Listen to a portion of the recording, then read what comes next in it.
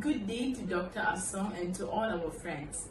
My name is Akshara Jesudas, and today my group member Ainin Sophia Zin Azmi and I will be presenting about the divorce cases in Malaysia, which comes under the ethical issue in couples and family drama. Divorce. Divorce is a social problem that involves the family institution and has become a universal phenomenon. It is known as the formal separation of married individuals by a civil or religious judge. According to the United Nations, in the year of 2011, it allows a divorced partner to remarry after the case has been resolved. Divorce is becoming more popular across the world, which has drawn the attention of demographers.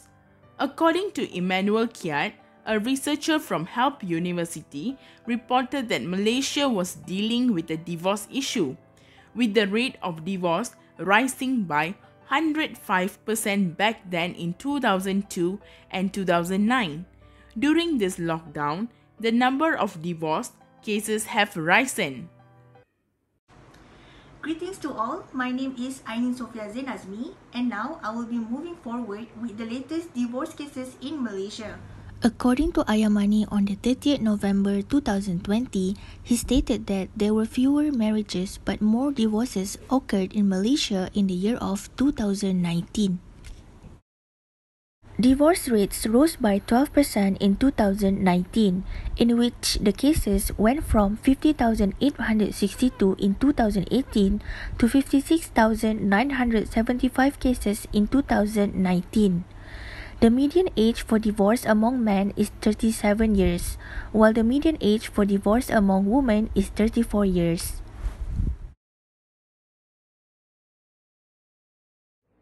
Moving on to what are the causes that lead married couples to the brink of divorce.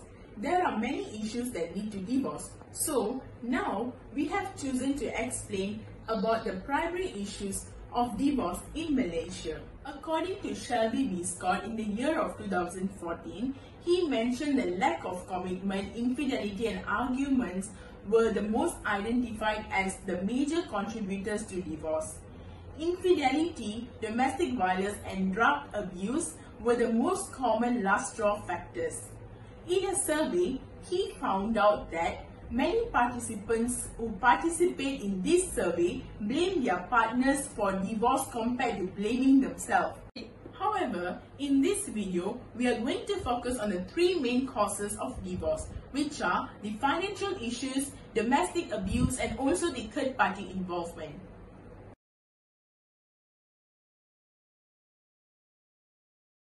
Managing one's finances well is one of the most important components of having a good life, as having weak financial management will only cause negative impacts on individuals and families. Living a married life in financial burden will only lead to marital problems, which will then cause stress and emotional problems for the married couples. According to Muhammad Noor and Muhammad Madzir in 2018, financial issues in marriage often occur in families with inadequate income and wealth. As a result, they struggle to afford their current and ongoing financial obligations, as well as they have the inability to meet their needs, such as food, clothing, as well as healthcare. Indeed, financial stability plays an important role in today's marriage. According to Hannah Yeoh, Malaysia's Deputy of Women, Family and Community Development Minister, nearly half of the marriages which end in divorce in Malaysia break down due to financial problems. There is no doubt that the financial challenges faced in a marriage should never be underestimated. Because of stress due to the financial issues, an argument or dispute will occur between the husband and wife, and if this prolonged, this may evoke domestic violence in the household, which in most cases eventually cuts down the lifespan of the marriage. In addition, when a marriage breaks down due to financial issues, whichever party who gains custody of the children would be prone to be stressed and pressured, which could lead to the abuse of the children. According to Yeoh in 2019, they have received child abuse cases, whereas the abusers are the mothers themselves because they are unable to handle all the stresses due to the financial difficulties that they face. As a matter of fact, there is a strong correlation between divorce cases, financial issues, and child abuse.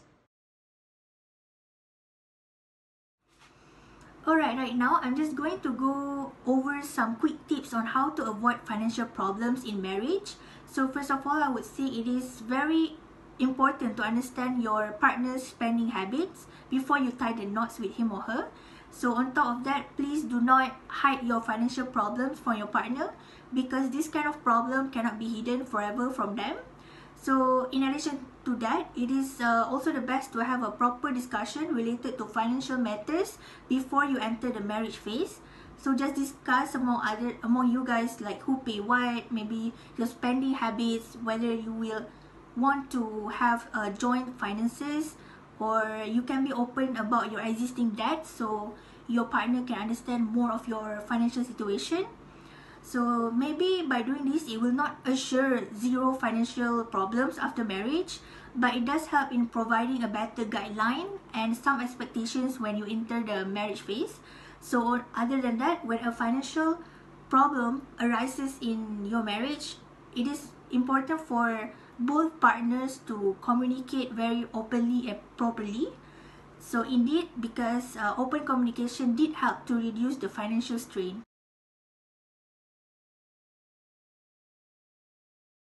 The initial causes of third-party involvement could be from the lack of commitment towards the family, which creates the discrepancy between husband and wife, causing communication breakdowns, sexual tensions, and emotional problems that will eventually lead into negligence and irresponsibility between them.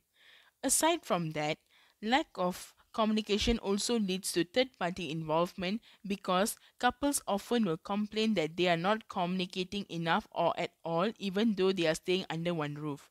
Sooner or later, this will cause the marriage to break down as there is a higher probability of the partner to look for someone who listens to them and communicates with them very well. This too could cause infidelity where cheating, adultery, having an affair, and being unfaithful are involved in a marriage. Sadly, extramarital affairs or adultery took the main spot of problem to a married couple as a man or even woman often started with an emotional affair and which later turned into a physical affair. According to Abdul Rahman in the year of 2019, he mentioned that, as a matter of fact, adultery is often cited as a ground for divorce in Malaysia.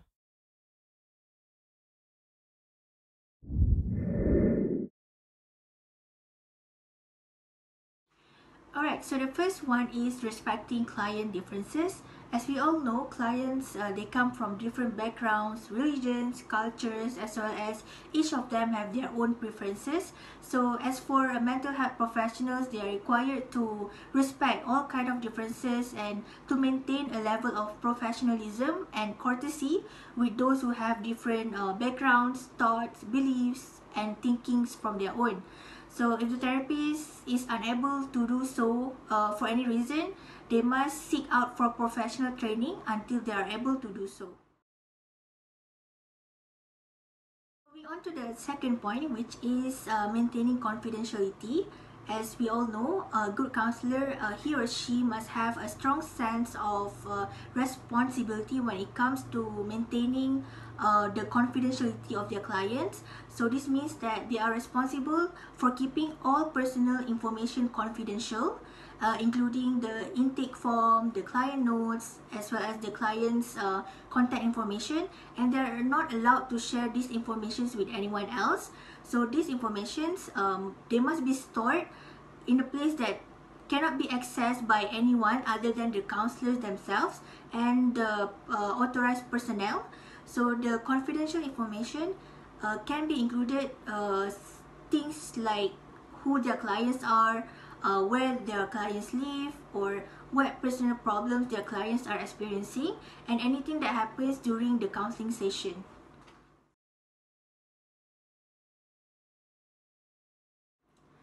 So moving on to the third point, which is setting boundaries between personal problems and the client's problem. So for good counselors, they are responsible for maintaining a standard of professionalism. So this means that they must keep their personal as well as their professional lives as separate as possible. So this can be difficult in some instances because, as we all know, counselors are still human beings. So this means that things will happen in their life that may affect their capability or their ability to be an effective counselor for their clients. So when these kind of things happen, it is always the responsibility of the counselor or the therapist to work through the issue or to overcome the obstacles. So if a therapist can separate his or her personal problem from their professional life and carry on with their work, they can always do so in an ethical manner. But if, let's say, they are unable to do so, then they must take a leave, or otherwise they must remove themselves from being in situations where they are responsible for counseling others. So let's say if the counselor or the therapist is going through the life crisis, or they're having personal problems related to their personal relationships, or anything that involves their emotions, then it is advisable for them to also seek help, to also seek professional helps. And in addition, they also should take a break and refrain themselves from counseling if their ability to counsel effectively is severely impaired or badly disturbed.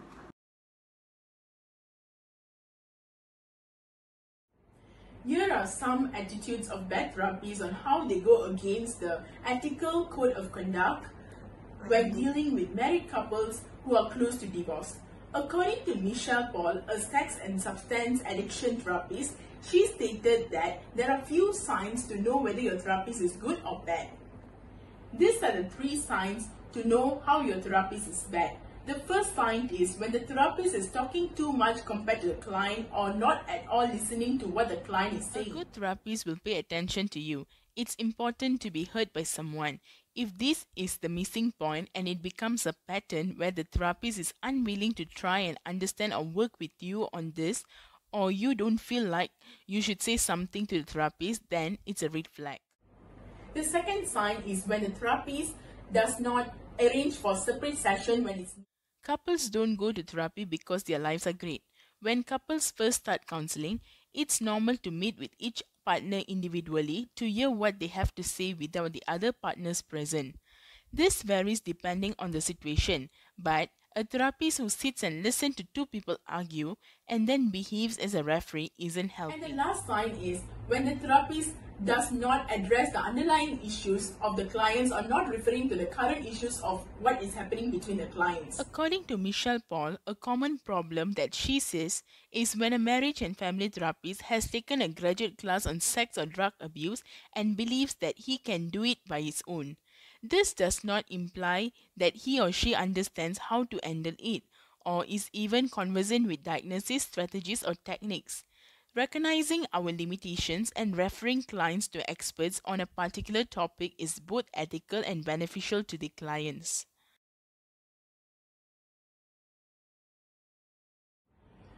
Moving on to the challenges that are faced by counselors when dealing with the problematic married couples who are close to divorce. Here are the 3 challenges which we are going to present about. The first one is ethical dilemmas, second one is stress and burnout phase, and also the third one is constant in Marital distress. counselors are often confronted with ethical dilemmas that may violate their profession's code of ethics. Unlike individual therapy, marital counselors deal with couples as a family because the couple as a whole is the client. Counselors should be committed to their client's well-being and satisfaction. However, when a couple is made up of 2 people with different needs and feelings, marriage counselors are more prone to face ethical dilemmas when their clients' preferences and interests clash. For example, if a husband is physically or verbally abusing his wife and has no realistic chance in improving, then it's immoral for the marriage counselor to encourage the wife to stay in the relationship. Next would be the stress and burnout phase, which is faced by the marriage counselors. Working with couples who are having severe marital problems can be exhausting and stressful. On the one hand, marriage counselors must set personal limits in order to avoid being absorbed in and over-identifying with their clients' problems. On the other hand, they must maintain a sensitive, loving and involved this position in order to provide the best possible assistance. Working in this fine line can cause workplace stress and even burnout, a disorder marked by mental illness and physical health issues. Finally is the concern in business. So since many marriage counselors work in private practice, they are often dealing with a variety of business concerns. So first of all, they will need enough office space in order to meet their clients privately. And they also must coordinate their schedules with colleagues if they share the same office space. On top of that, marriage counselors, they must advertise their services and they must hire clients to create a customer base and sustain a stable income, in which it can be a costly and time-consuming process where it requires time away from the main job of delivering counseling services. Alright, so right now we're going to show you a few minutes video clip about Dr. Krista Jordan, who is a certified couples and family therapist. And in this video, she said that, of course, clients, they come to therapists with all kinds of various problems, and the fact that clients, they expect the therapist to solve their problems, this is wrong, because in reality, Dr. Jordan said that therapists, they do not solve the client's problems, but instead they help the clients walk through the problems. So in this video, she introduced the secure functioning relationship, which is one of the approaches for couples to solve long-term problems in their marriage. So it features the true mutuality between the two couples, and it is about protecting and securing the relationship above everything else. So it is where two people understand each other and they accept each other's differences. So whenever a problem arises in their marriage life, they always remember that it is them versus the problem and not them versus each other. Sorry. So yeah, let's watch the video for further information. I'm Dr. Krista Jordan, and I am an individual and couples therapist in Austin, Texas. And I wanted to create a few YouTube videos about concepts that have been helpful to my clients over the years. So in couples therapy, couples often come to me, and I like to use a little demonstration with rocks here to sort of visualize it. They come to me like this. There are two people in a relationship in which something has come between them. And this could be a variety of things. It could be another person, like an affair. It could be a career where one person has really become kind of a workaholic and ignoring their spouse in favor of work. It can even be children, where one spouse feels that the children are taking priority or getting more of the attention. But for many reasons, couples come to couples therapy saying to me, Dr. Jordan, here's our problem. This has come between us. And what they would very much like is for me to do this. And what I try to explain to couples is, in fact, I certainly can help couples get rid of the thing that has come between them. The problem with that model is that this is actually only a symptom of the problem. The actual problem in this situation is this. If we were to remove the original problem, let's say an affair, life has an endless supply of other things just waiting in the wings to move into this spot. So if we fix the affair, someone may develop an addiction, or someone may start paying more attention to the children, or someone may start paying more attention to their career than their spouse. And so now we just have something else that we have to get out of the way, and so on and so forth. And so that's not actually a great long-term solution to the problem. What I explain to couples is, when you come to me and you feel that the problem is that you have something that's come between you, of course we have to remove the problem first, but that's only half the work that needs to be done. The next step is to teach you how to do that. That is what Dr. Tatkin calls a secure functioning relationship, meaning that nothing can come between you as a pair because you're keeping each other as the highest priority, and you are having each other's backs in all situations and making sure that you're checking in with each other and that you're taking care of each other's needs. When we create a secure functioning relationship, we now have solved the long-term problem because, of course, indeed, life has things that will try to interject themselves into the couple's relationship. But when we have a secure, functioning relationship, those things simply can't get between the couple. And so that is the long-term solution to the problem that people often bring to couples therapy. I hope that's helpful. Thanks. Alright, to conclude everything, I can see that divorce can be a very tedious and very destructive process for the married couples. So therefore, here comes the role of the marital counseling, where marital counselors seek to avoid this by offering confidential and impartial services for the married couples who are experiencing challenges and obstacles in their married life. So marital counselors, they are basically mental health professionals who act as a neutral third party, which means they don't take any sides, but instead they help to address, negotiate, and resolve the dispute between the married couples with constructive agreements. And if divorce ever occurs, then they also provide their services for couples to maintain an amicable post-separation relationship. And personally for me, I feel like the interference of a marital counselor in a marriage is always for the best interest for the emotional well-being or emotional health of the children and the two parties involved, the husband and wife. So however, counselors, they often face professional issues that can be very challenging for their professions. So when couples face problems or challenges they cannot overcome on their own, then they come to marital counselors where they seek for guidance. So marital counselors then help couples develop better communication patterns and resolve the differences. So therefore, it is always the counselor's responsibility to avoid any unethical interactions with the clients and to set boundaries between personal and counseling related matters.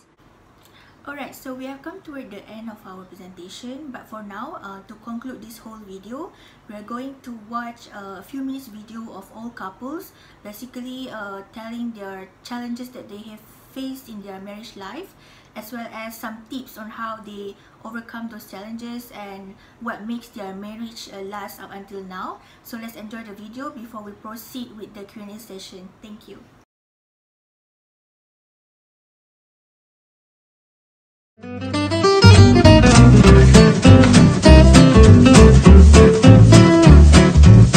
We've been married for 51 years. 54 years. We're celebrating our 25th wedding anniversary this year. Friday the 13th turned out to be the luckiest day of my life. I think what I love the most about Bruce is he's very kind. She's a good cook. Serene. She's a very compassionate person. She is truly the person I always wanted to be. I love it. She is the epitome of serenity. Oh, one surprise to me about marriage after all these years has been what a joy it is at this stage. I didn't know that it would be that wonderful again as it was, before we had all these little screaming Mimis. Well, it's not easy. Well, and the biggest And if anybody thinks that you're going to be on your honeymoon for 51 years, it's ridiculous. Sometimes the tunnel's pretty long. Yeah, and dark. Well, it has been an enjoyable challenge because I've been introduced into a culture that I was just totally ignorant of. It was very hard for her, I know that. What hurt so much?